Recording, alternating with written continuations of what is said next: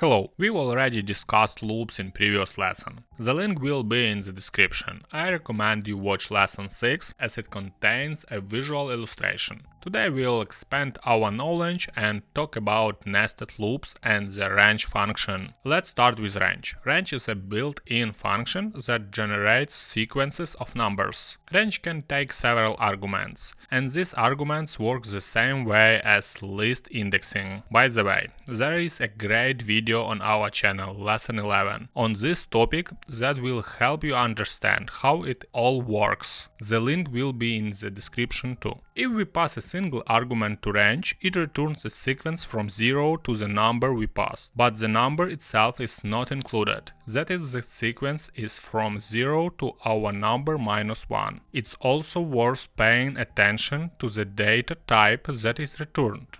Let's write this code.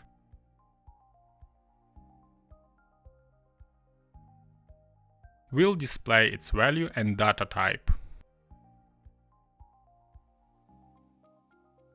We see that the output value and data type are unusual for us. This is because it's a range data type, and it's best to interact with it using a for loop. Let's run our variable sequence1 in a for loop.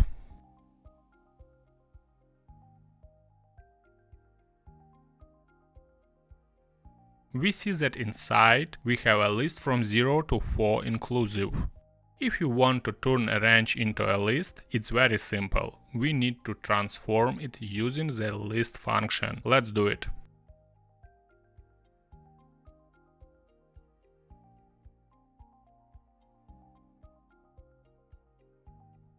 Now it's a familiar list that we know how to work with. Also in range you can pass two arguments. Then the first argument will correspond to the start and the second to the end of our numeric series. Let's comment out the previous code and make a range with two arguments.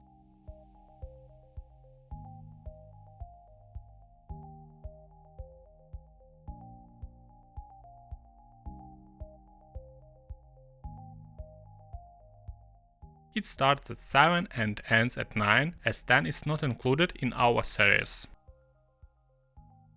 You can also specify assert arguments. It will correspond to the step. For example, if we want to build a sequence from 0 to 10, where we will skip every second number, we write it like this. We run it, and it's exactly as we expected. Now that we've covered range, let's move on to the nested loops.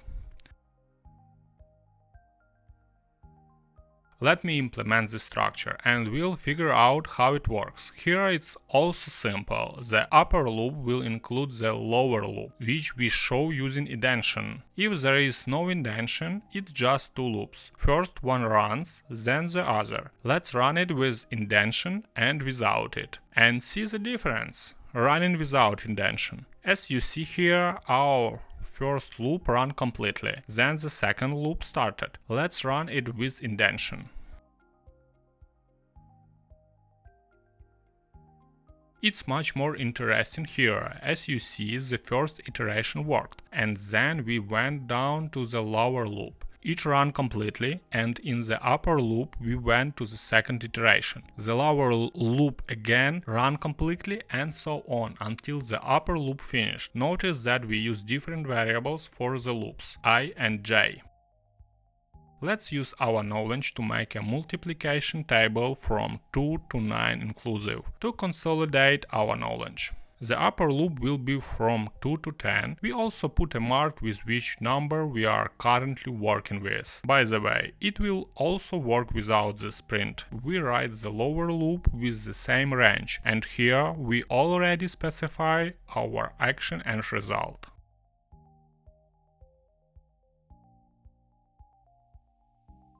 Let's run it.